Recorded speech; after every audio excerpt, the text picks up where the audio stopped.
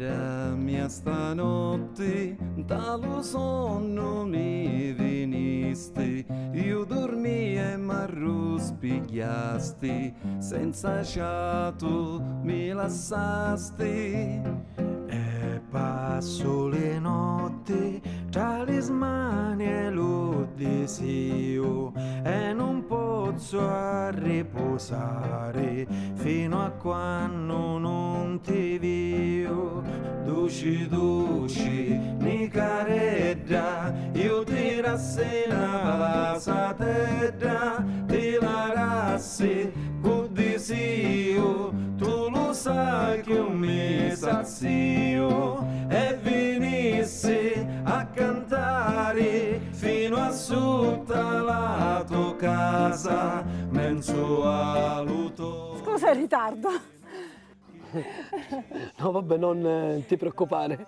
Io nel frattempo mi sono permesso di ordinare una piccola cosa. Guarda, non ho avuto neanche il tempo di truccarmi. Sì, beh, cioè, in effetti un po' di trucco ci vorrebbe, senza la pena. Scherzo. Vabbè, il trucco non è importante che tu sia vergine.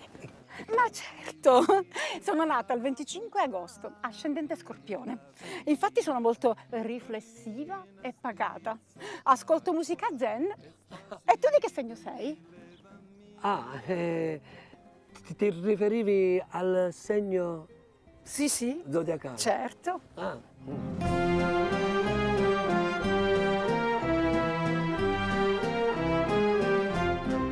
Scusami, se non ti dispiace, mi sto ricordando che avevo una cosa da fare importantissima, se non ti dispiace.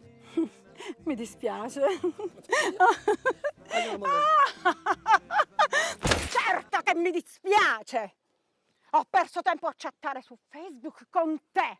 Non vedo l'ora di conoscerti, diceva, non vedo l'ora di conoscerti. E ora se ne vuole andare!